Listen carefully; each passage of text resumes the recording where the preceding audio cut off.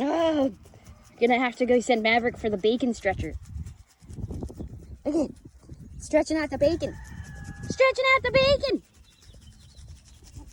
Okay, for those who don't know, when Maverick first started working at Bear Creek with me, they pulled a prank on him and told him to go find a bacon stretcher from the grill downstairs, which doesn't exist. But it was kind of funny.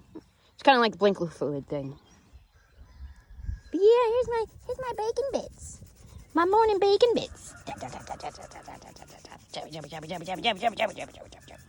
me that butt.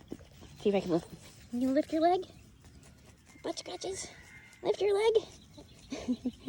You got your butt scratches. And do the other one. Tilly, you're missing out on scratches. Tilly.